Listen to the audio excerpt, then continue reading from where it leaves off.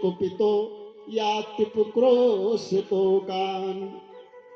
ये गोपियां कहती हैं मैया तेरा लाला असमय में मेरे बछड़े खोल कर भाग जाता है। वत्सान मुंचन क्वचित समय। मैया कहती हैं देखो गोपियां, मैं गाय दोहने जाती हूँ तो मेरा लाला बछड़ा खोल देता है, उसका ऐसा स्वभाव है।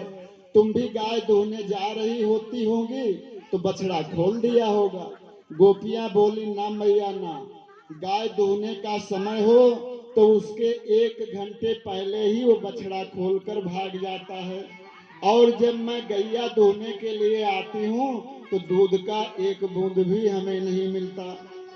मैया बोली जैसे मेरा लाला वैसे तुम सबका लाला, नेक उसे डांट दिया करो। गोपियां बोली मैया मैंने वो भी सब करके देख लिया। जब हम तेरे लाला को डांटने लगती हैं तो ये खिलखिला के हंसने लग जाता है, और इसकी हंसी में मैया पता नहीं क्या जादू है कि जब हम सब इसको हंसता हुए देखती हैं तो हमारा सारा का सारा गुस्सा ही ठंडा हो जाता है। एक गोपी बोली मैया तेरा लाला मेरे घर आके माखन चुरा के खाता है। मैया बोली जब मेरा लाला तेरे घर आवे तब तू परोस कर पहले ही खिला दिया कर, तो वो चोरी करेगा ही नहीं। गोपी बोली मैया मैंने वो भी करके देख लिया। एक दिन तेरा लाला आया तो मैंने माखन मिश्री परोस दिया उसके आगे कि लाला प्रेम से तू खा ले, तो मुझे ही आंख दिखाने लगा। कहा ए भाभी मैं भिखमंगा समझ रखा है, मैं कोई भिखमंगा हूँ जो घर घर माखन मिश्री खाता फिरूं, मेरे बाबा के यहाँ माखन कम है क्या? मैंने कहा फिर चोरी चपाटी काहे को करते हो?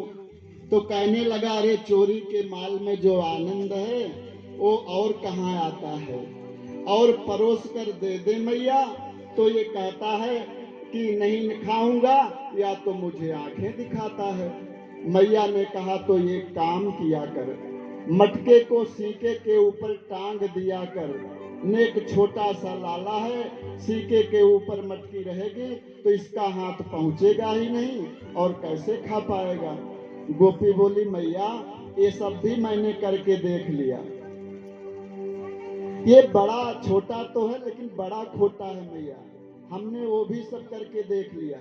एक दिन हमने सीके पर मटकी टांग दी, तेरा लाला अपनी पूरी ग्वाल मंडली लेकर आया, मटकी देखा तो बोला अच्छा हमारे डर से इतने ऊंचे मटकी टांग दी है, लेकिन हमने भी इसी मटकी का माखन नहीं खाया तो हम नंद का छोरा नहीं। मैया इसकी मंडली में जो सबसे मोटा ताजा ग्वाला था उसको इसने घोड़ा बना दिया, उसके ऊपर दूसरे को खड़ा किया, उसके ऊपर तीसरे को खड़ा किया, और सबसे ऊपर श्रीमान जी स्वयं खड़े हो गए और माखन निकाल निकाल के ग्वालों को खिलाया, स्वयं भी खाया। और जब सारे ग्वाल बाल माखन खाकर छक गए मैया, तो मैया तेरे लाला ने ऐसी आवाज निकाली कि उसकी आवाज को सुन करके हजारों बंदर आ गए। मैया पता नहीं तेरे लाला की उन बंदरों से कौन सी दोस्ती है, फिर तो उनको भी खूब खिलाया, ग्वाल बालों को खिलाया, स्वयं भी खाया। और जब बंदर भी माखन खा खा के छक गए तो सूंघ सूंघ करके माखन फेंकने लगे। महाराज बंदरों का स्वभाव होता है, जब उनका पेट भर जाता है तो कितनी भी प्रिय वस्तुओं फेंकने लग जाते हैं। मैया तेरा लाला भी माखन निकाल करके बंदरों को देखते हुए वो भी बंदरों की तरह सूंघने लगा, और सूंघ करके कहने लगा अरे गोपी ऐसा सड़ा माखन है कि बंदर भी इसे नहीं खा रहे हैं, और ऐसा सड़ा माखन कोई दूसरा खाएगा तो बीमार पड़ जाएगा। तो मैया ऐसा कहते हुए तेरे लाला ने जितने मटके रखे हुए थे उनमें से एक को उठाकर दूसरे को फोड़ दिया, दूसरे को उठाकर तीसरे को फोड़ दिया, और तीसरे से चौथे को फोड़ दिया, और इस प्रकार से सारे मटके मैया उसने फोड़ डाले।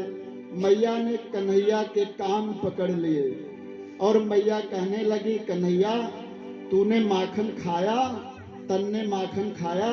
तो कन्हैया कह रहे हैं, मैया मोरी मैं नहीं माखन खायो। ओ मैया मोरी मैं नहीं माखन खायो, नहीं नहीं मैं नहीं माखन खायो। ए मोरी मैया मेरी मैया, सच कह रहे तेरे कन्हैया।